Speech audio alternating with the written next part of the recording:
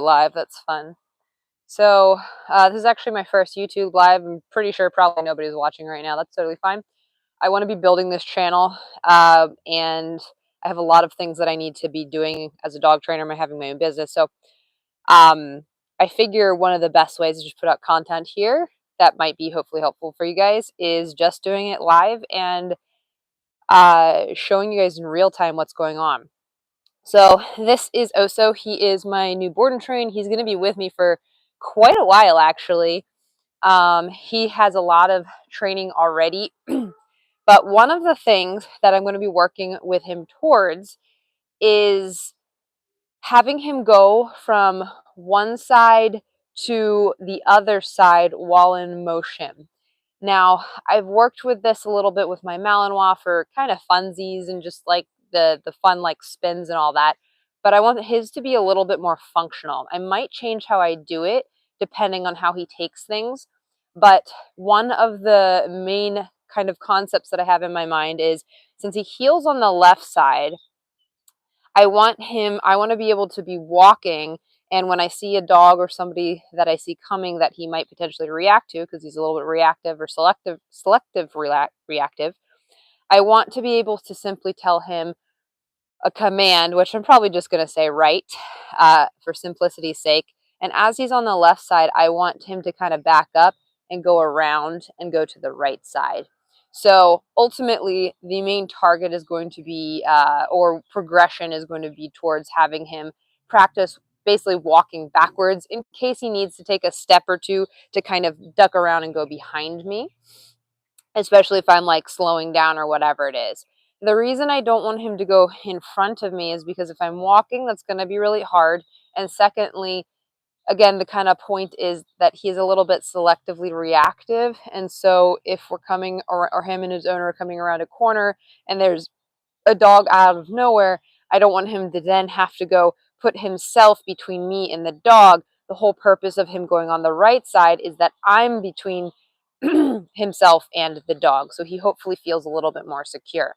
So I figured I'd just show you guys this kind of general progression from scratch, specific exercises to, excuse me, to work towards him learning how to potentially take a step or two back. And I'll probably work him through quite a bit more than that because, again, he's with me for quite a while. His mom is in another country right now. So one of the ways also additionally, because he's such a long, large dog, another thing that might potentially help, depending, I'm thinking on like contextually, if I'm walking and a dog's coming and I want him to go to the right, he might have to kind of move his back legs a little bit to kind of back up and tuck around behind me or his handler. So one of the things that I want to work on is rear end awareness with him.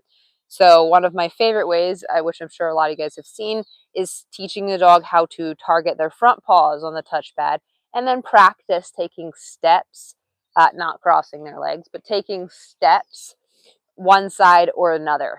Because he's with me for such a long period of time, and he's going to need some mental stimulation as well, that's kind of why I'm starting to do these tiny individual steps. If I had him for a shorter period of time, I'd probably just focus really on a little bit of backing up so he could kind of go backwards and then quickly just going to the right side. But as much as I possibly can, I really like to break more expansive behaviors into smaller steps whenever I can, because it really ends up helping the dog. So what I'm going to do is I just simply just have him in a slip lead just so he can't like go run around and, get distracted while we're doing a training session. This is literally my very first session doing this with him, so you are going to be just as surprised as I am. But that is training, and that is why I want to show this, because problem solving is probably the largest aspect of training, because most of the time it doesn't go quite as you expect. And I think it might be helpful to kind of talk through or demonstrate how I problem solve as, kind of issues arise. So you'll see. So he is very food motivated, which is really great. So I'm simply just going to be luring him over and I'm going to give him a couple seconds to see if he will take a step and touch it. touch the touchpad with his paw, like on top. And if not, then I'm going to kind of manipulate his, like move his body a little bit. You saw how he lifted his paw, looked at it, and then walked around. That's very normal, right? So this intro process can be a little bit challenging for some dogs. Yes, yes, very nice. Yes. Sorry, I'm looking disbelief because he literally just put both his paws up there, no problem. So this might not be as complicated as I thought it would be. So I'm going to lure him off, and then I'm going to lure him back on, see if he'll do it again. And again, I'm still going to mark and reinforce, even if it's, yes, yeah, yes, very good, buddy. Even if it's just one paw, because what he's doing right now is not normal. Most dogs step around it, they avoid it, and it's a whole process, and then you have to kind of shape it by having just like their paw touch the side of it and reinforce that a couple of times. Yes, yes. Whoopsies. You got you got slabs. You got slabs. Here you go. I picked it up for you. Yes. Nice. But as you can see, he's getting it pretty quickly, so this is great. Yes. So this might be an abnormal situation in a different way, meaning that, yes, meaning that I might actually, yes, start working with him a little bit on targeting his rear and moving a little bit. Potentially, that's very abnormal. Usually, yes, usually just targeting the front paws takes usually like at least a full session. Yes, for a lot of dogs, it takes a couple of sessions. I think the one that I have posted here, I think it took her like, yes, I want to say it took her like 4 or 5 sessions. And she was really smart, but she struggled with that one for some reason. Yes.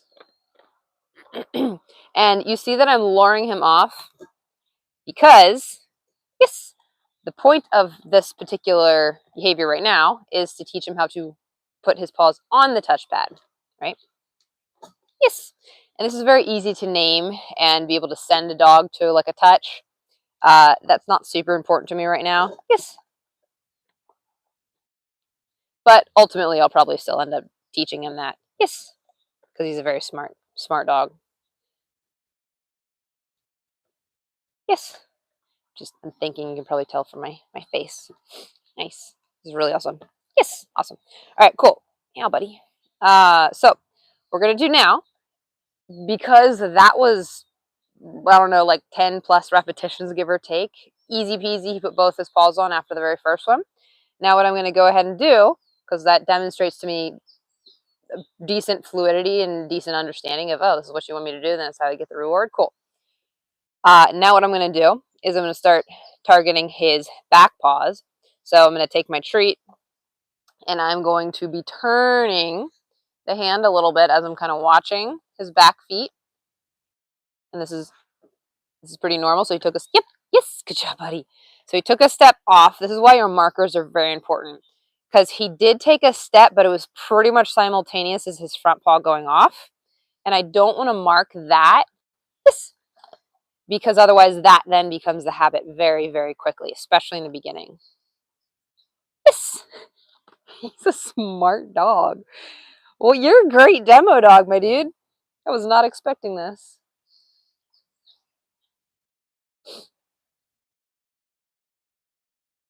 Yes. See how I'm just marking one step, or if he does two, that's freaking great. With his back paws, I don't care if his front paws shuffle a little bit as long as they stay on the touchpad. This is not normal, by the way, so don't feel defeated if your dog doesn't figure this out in 5 seconds, because I don't think I've actually ever had a dog that, yes, picked that up quite that fast. Sorry if you're hearing my chin move around on this thing. Yes, very good. I can actually open this, so, buddy, good job. You got sharp teeth, my dude. Keeps like nicking my hand a little bit. So I'm kind of closing my, yes, kind of closing my hand a little. His very sharp teeth. Yes. You tried your bestest. Yes. So you see how he's doing basically like 2-ish steps now? That's really awesome. I'm going to get a couple more reps of that. Yes. I'm not asking for much more than that right now. Yes, beautiful buddies. Yes.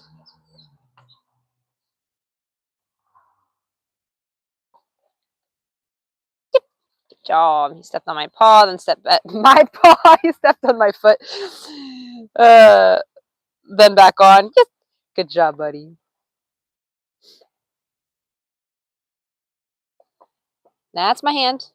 Yes. Very good.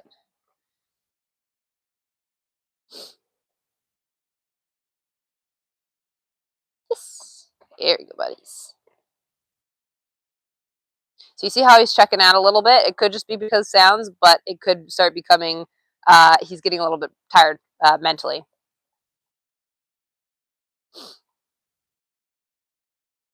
Yes. So you saw how his paws were kind of like stuck and he's like arching really good. That's the part where you just wait. You basically just wait. Be really like pay really close attention to where your hand is, because a lot of people will be like focusing so much on one thing and they don't realize their hand is going all the way over here, and then the dog ends up going off the touchpad. Really pay attention to your hand, your own mechanics. When you're looking down at the bowl, or if you have like an elevated box or something like that, just make sure it's really secure. That's probably the most important part. You only want your dog's size is going to, for sure, yes, very good, buddy, is for sure going to matter. And the bigger and longer they are, the further out your hand's going to be. But typically your hand is only going to be maybe a max of about a foot outside if you're looking down at the bowl, like outside of the edges of the bowl. And of course, you can see, like, watch my hand, like I'm adjusting, yes, according to what he's doing. You need your little nails clipped. Yes. Okay, so now I'm going to see if I can do a little bit more as opposed to just that. I'm going to see if I can get that. So it's kind of like 3 to 4 shuffle steps. Yes, very good, buddy. He's already kind of done this a few times, so. Yes, very good. This is so cool. This is really cool. You guys get to see this in a, ouch, careful. Yes, in a single session. And also real quick, so while I'm building that 1, 2, 3, basically 4, 1, 2, 3, 4, I'm also still occasionally going back and reinforcing him for just 1 or 2 shuffle steps. As you build duration for pretty much any behavior, you really want to start sprinkling in kind of varied reinforcement. So as opposed to, oh, well, now he does 1, 2, 3, 4, 5, 6, and then you're like waiting every single time that he hits the 6th step. As a dog is learning a new behavior, that 6th step still typically is a lot for a lot of dogs. And they could be like, dude, I'm taking steps, and then get frustrated, and then you start recounting, and then they're not getting reinforced. So when you're varying the reinforcement, sometimes the 6 steps, sometimes 2 steps, sometimes 5 steps, sometimes 1 step, sometimes 6 steps, sometimes 4 steps. Like, you want to mix it up. Gambler's Addiction, the whole study that did with that has, yes, a huge impact on the way that learning occurs. Yes. And that being said, as you still can continue to get consistency with that, you can continually still build and continually have those increments a little bit longer. So then it can be, if he's built to, say, 10 steps, and then I could do 8 steps, 10 steps, 7 steps, 10 steps, 6 steps, 9 steps, you know what I mean? So I'm still kind of building more or less continually. Did you cough out a goodie? Might need gloves with you, my dude. Yes. Most of the time he's pretty gentle, but I need these hands. Yes. Kinda need them. Kinda need them, my dude. Yeah.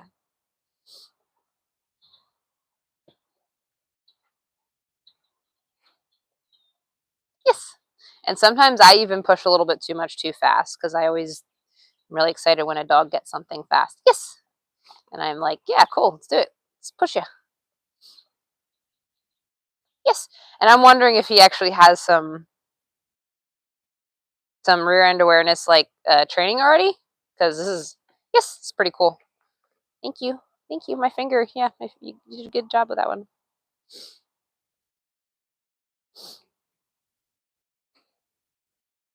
Yes. And if you see their paw coming off, just move your hand. You don't have to say nope or anything, typically, but just remove your hand so they put their paw back on if you can. You get a scratch? Is it such a scratch? Okay. So I'm just going to do a couple more reps. It's kind of a long session, but he's doing really good. Yes. But even something like the scratching or like checking out or whatever can be little indications that their brain's getting tired. Yes.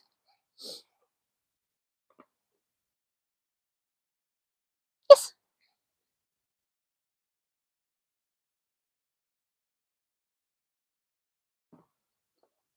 Yes. See how I'm kind of, again, moving forward, kind of back around. Again, he's a long dog. So oftentimes long dogs tend to be like, move like long ways. Imagine that. So you're going to have to just adjust your lure. Yes. Also note real quick, I'm only going one direction right now. Yes. I'm going to wait until he is pretty reliable at going all the way around. Nope. Dog. Before I start switching or having him, yes, before I start having him practice the other direction. And again, these are just exercises to help help him have a little bit more practice moving his butt basically, and in the end, hopefully will help with the behavior of him being able to back up and maneuver his body around to go to the right side. In addition, I'll probably be doing some other tricks and stuff with him for funsies and mental stimulation. But yeah, he's kind of done.